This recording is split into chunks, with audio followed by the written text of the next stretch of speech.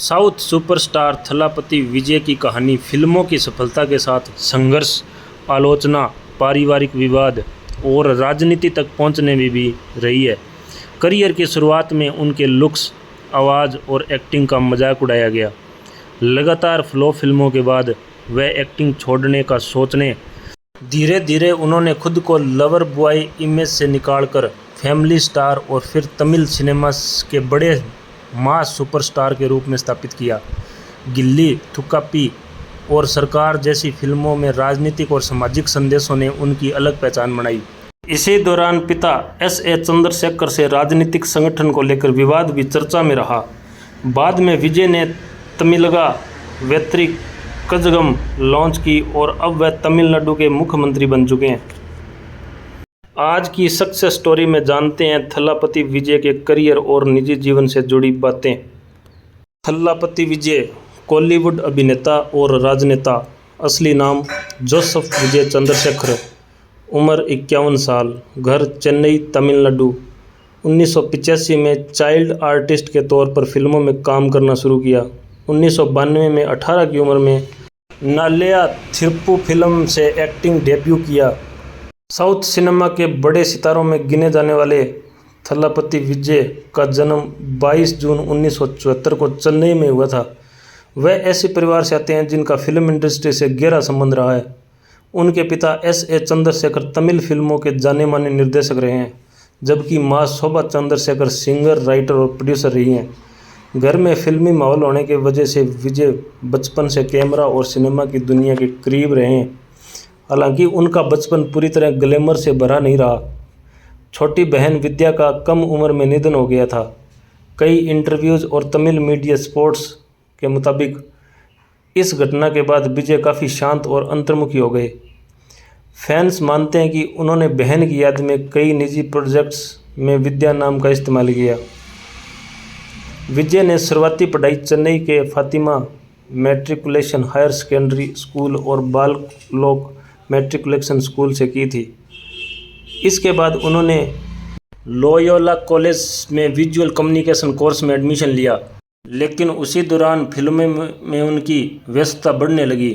उन्होंने महसूस किया कि उनका पूरा फोकस एक्टिंग पर जा रहा है। इसी वजह से उन्होंने कॉलेज की पढ़ाई बीच में छोड़ दी।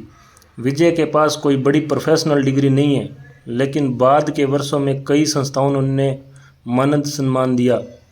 उस समय शायद ही किसी ने सोचा होगा कि पढ़ाई अधूरी छोड़ने वाला ये लड़का आगे चलकर करोड़ों लोगों का सुपरस्टार बनेगा। विजय ने बतौर चाइल्ड आर्टिस्ट वेट्री कुटुंबम, नान सिंगबू, मनिथन, वसंत रागम, सत्तम ओरू, विलियट्टू और इद्दू अंगाल नित्ती जैसी फिल्मों में काम किया। इनमें से अधिकांश फिल्मों का निर्देशन उनके पिता S.A. चंद्रशेखर ने किया था। इसके बाद विजय ने 1992 में फिल्म नाल्या थिरुप्पु से लीड एक्टर के रूप में करियर शुरू किया था। हालांकि शुरुआत उनके लिए बेहद कठिन रही। शुरुआती फिल्मों के फ्लॉप होने के साथ विजय को उनके लुक्स, आवाज़ और एक्टिंग के लिए आलोचना सहनी पड़ी। उस दौर के कई मैगजीन्स में लिखा गया कि वह हीरो मटेरियल नहीं है। आइटम्स ऑफ इंडिया की रिपोर्ट्स के मुताबिक विजय ने बाद में कहा था कि लोग उनके लुक्स और आवाज़ का मजाक उड़ाते थे। एक्टिंग छोड़ने तक का मन बना लिया था। विजय के पिता S.A. चंद्रशेखर ने इंटरव्यू में स्वीकार किया था कि इंडस्ट्री के कई लोगों ने लॉन्च करने के फैसले पर सवाल उठाए थे। लगातार आलोचना से विजय इतने परेशान हो गए थे कि उन्होंने एक्टिंग छोड़ने का मन बना लिया था, लेकिन परिवार, खासकर उनके पिता ने उन्हें हिम्मत दी और मेहनत जारी रखने की सलाह दी। विजय की ज़िंदगी में बहन विद्या की मौत सबसे बड़ा भावनात्मक घटना मानी जाती है। परिवार के करीबी लोगों के मुताबिक पहले विजय काफ़ी शरारती थे, लेकिन बहन के निधन के बाद उनमें गंभीरता आ गई। इसी दौर में उनकी फिल्में और किताबों की तरफ झुकाव बढ़ा। कई फिल्म समीक्षकों का मानना है कि उनकी फिल्मों में दिखाई जाने वाली इमोशनल डेप्थ उनके निजी संघर्षों से जुड़ी है। इंडस्ट्री में शुरुआत, रिजेक्शन और आलोचनाओं के बावजूद विजय टूटे नहीं। उन्होंने dance, screen presence, body language और डायलॉग डिलीवरी पर लगातार मेहनत की। यही मेहनत आगे चलकर उनकी पहचान बनी। 1996 में रिलीज़ हुई पूवे उक्का कांगा विजय के करियर का सबसे बड़ा टर्निंग पॉइंट साबित हुई।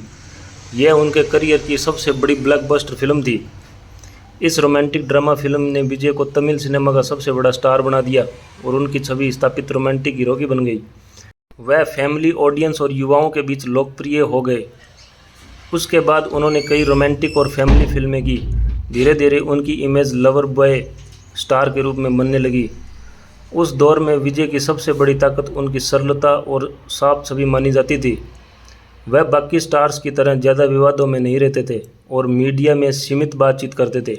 बिहाइंड वुड्स के एक पुराने इंटरव्यू में विजय ने कहा था, मैं ज़्यादा बोलने वाला इंसान नहीं हूँ। यही रिजर्व पर्सनैलिटी आगे चलकर उनकी पब्लिक इमेज का अहम हिस्सा बनी। 2003 की थिरुमलाई और 2004 की ब्लॉकबस्टर गिल्ली ने विजय की इमेज पूरी तरह बदल दी। अब वह सिर्फ रोमांटिक हीरो नहीं रहे बल्कि मास एक्शन स्टार बन गए। उनकी एंट्री, डांस स्टेप्स और पंच डायलॉग्स युवाओं के बीच लोकप्रिय होने लगे। इसके बाद थुपाक्की, मार्शल मास्टर और लियो जैसी फिल्मों ने उनके स्टारडम को नई ऊंचाई पर पहुंचा दिया। खास बात यह रही कि विजय ने आलोचनाओं का जवाब विवादों से नहीं दिया। उन्होंने अपने काम से लोगों की सोच बदली। विजय अब तक 68 फिल्मों में एक्टिंग कर चुके हैं। उनकी 69वीं फिल्म जननायक है। इस फिल्म के बाद उन्होंने एक्टिंग से संन्यास ले लिया। यह फिल्म 9 जनवरी 1926 को रिलीज़ होने वाली थी, लेकिन सेंसर और अन्य विवादों की वजह से टल गई। कुछ रिपोर्ट्स में विजय के बर्थडे 22 जून 2026 को संभावित रिलीज डेट बताया गया, लेकिन आधिकारिक फाइनल डेट अनाउंस नहीं हुई है। फोर्ब्स की रिपोर्ट के मुताबिक वह भारत के दूसरे सबसे महंगे पेड एक्टर है। एक फिल्म के लिए वह 130 से 275 करोड़ रुपए तक फीस लेते हैं। विजय की कई फिल्मों में सिस्टम, भ्रष्टाचार और राजनीति से जुड़े मुद्दे दिखाई दिए। मार्शल में जीएसटी और मेडिकल सिस्टम पर टिप्पणी चर्चा में रही, जबकि सरकार में वोटिंग और राजनीतिक भ्रष्टाचार पर फोकस किया गया। बीबीसी न्यूज़ के रिपोर्ट के मुताबिक इन फिल्मों के डायलॉग्स और सीन राजनीतिक बहस का हिस्सा बन गए थे। इससे विजय की पॉलिटिकल अवेयर स्टार वाली इमेज मजबूत हुई। इसी दौरान उनका फैन नेटवर्क विजय मक्कल इक्कम तेज़ी से सामाजिक गतिविधियों में सक्रिय होने लगा। ब्लड डोनेशन कैंप, गरीबों को खाना बांटना और एजुकेशन स्पोर्ट्स जैसे कार्यक्रमों ने विजय को सिर्फ अभिनेता नहीं बल्कि सामाजिक चेहरा बना दिया। 2020 में विजय और उनके पिता एस.ए. चंद्रशेखर के रिश्ते सार्वजनिक विवाद की वजह से सुर्खियों में आ गए। दरअसल एस.ए. चंद्रशेखर ने ऑल इंडिया थलापति विजय मक्कल इक्कम नाम से राजनीतिक संगठन रजिस्टर कराया था। इसके बाद विजय ने बयान जारी कर कहा कि उनका उस संगठन से कोई संबंध नहीं है। इंडिया टुडे की रिपोर्ट्स के मुताबिक विजय नहीं चाहते थे कि उनकी राजनीतिक पहचान किसी और के फैसले से तय हो। इसी घटना के बाद पिता पुत्र के रिश्तों में तनाव की खबरें आने लगी। हालांकि बाद में एस.ए. चंद्रशेखर ने माना कि रिश्तों में उतार चढ़ाव रहे, लेकिन समय के साथ दोनों के बीच सुलह हुई। 2023 में दोनों फिर साथ दिखे। इस पारंपरिक तनाव के बीच विजय की मां शोभा चंद्रशेखर हमेशा उनके साथ खड़ी रही। इंडिया टुडे की रिपोर्ट के मुताबिक उन्होंने पिता और बेटे के बीच सुलह कराने में अहम भूमिका निभाई। मीडिया रिपोर्ट्स के अनुसार विजय अपनी मां के बेहद करीब है। उनके लिए चेन्नई में साईं बाबा मंदिर बनवाने की खबर काफ़ी चर्चित रही। फरवरी 2024 में विजय ने अपनी राजनीतिक पार्टी तमिलगा वेत्री कजगम यानी टीवी के लॉन्च की। द हिंदू रिपोर्ट के मुताबिक पार्टी लॉन्च करते समय विजय ने कहा था कि राजनीति उनके लिए जन केंद्रित सेवा है। उन्होंने कहा कि भ्रष्टाचार, जाति आधारित राजनीति और डिविसिस पॉलिटिक्स के खिलाफ काम करना उनका लक्ष्य होगा। राजनीतिक विश्लेषकों के मुताबिक विजय लंबे समय से अपना राजनीतिक जमीन तैयार कर रहे थे। उनका फैन नेटवर्क पहले से ज़मीनी स्तर पर सक्रिय था और 2021 के लोकल बॉडी चुनाव में समर्थित उम्मीदवारों की जीत ने उनकी ताकत दिखा दी थी। 2023 में छात्रों और बोर्ड टॉपर्स को सम्मानित करने वाले कार्यक्रम में विजय का एक बयान वायरल हुआ था। द हिंदू की रिपोर्ट्स के मुताबिक उन्होंने युवाओं से कहा था, पैसों के लिए अपना वोट मत बेचिए। इस बयान को उनकी राजनीतिक एंट्री का बड़ा संकेत माना गया। विजय युवाओं से फर्स्ट टाइम वोटर्स और क्लीन पॉलिटिक्स की बात करते थे। विशेषज्ञों का मानना है कि वह खुद को सिर्फ स्टार नहीं बल्कि यूथ सेंट्रिक लीडर के रूप में पेश करना चाहते थे। विजय की राजनीति में एंट्री के बाद टीवीके ने तेज़ी से अपना जनाधार बढ़ाया। युवाओं, फर्स्ट टाइम वोटर्स और उनके मजबूत फैन नेटवर्क ने पार्टी को ज़मीनी स्तर पर फ़ायदा पहुंचाया। चुनाव प्रचार के दौरान विजय ने भ्रष्टाचार, शिक्षा, बेरोजगारी और क्लीन पॉलिटिक्स का मुद्दा मुख्य बनाया। चुनाव में टीवी के को बड़ी सफलता मिली और पार्टी तमिलनाडु की सत्ता तक पहुंच गई। इसके बाद टीवी के विधायक दल की बैठक में विजय को सर्वसम्मति से नेता चुना गया। फिर उन्होंने तमिलनाडु के मुख्यमंत्री पद की शपथ ली। मुख्यमंत्री बनने के बाद विजय ने कहा कि उनकी राजनीति का मकसद जनता के लिए काम करना है और वे युवाओं व आम लोगों के मुद्दों को प्राथमिकता देंगे। तमिलनाडु की राजनीति में फिल्म स्टार्स का लंबा इतिहास रहा है। एम.जी. रामचंद्रन ने जयललिता और एन.टी. रमा राव जैसे सितारे सत्ता तक पहुंच चुके हैं। विजय ने 25 अगस्त 1999 को संगीता सोरनलिंगम से शादी की थी। रिपोर्ट्स के मुताबिक संगीता यूके बेस्ड श्रीलंकाई तमिल परिवार से थी और पहले विजय की बड़ी फैन थी। दोनों के 2 बच्चे हैं, जैसन संजय बेटा और दिव्या सासा बेटी। उनके बेटे जैसन संजय फिल्म मेकिंग और निर्देशन में रुचि रखते हैं। लंबे समय तक विजय की इमेज फैमिली मैन स्टार की रही, लेकिन 2026 में उनके रिश्ते को लेकर तलाक की खबरों ने जोर पकड़ लिया। कई मीडिया रिपोर्ट्स में दावा किया गया कि संगीता ने फैमिली कोर्ट में तलाक की अर्जी दायर की है। कुछ रिपोर्ट में एक्स्ट्रा मैरिटल अफेयर और लंबे समय से अलग रहने जैसी बातें सामने आई। हालांकि इन दावों की आधिकारिक पुष्टि नहीं हुई और विजय की तरफ से सीमित सार्वजनिक प्रतिक्रिया आई।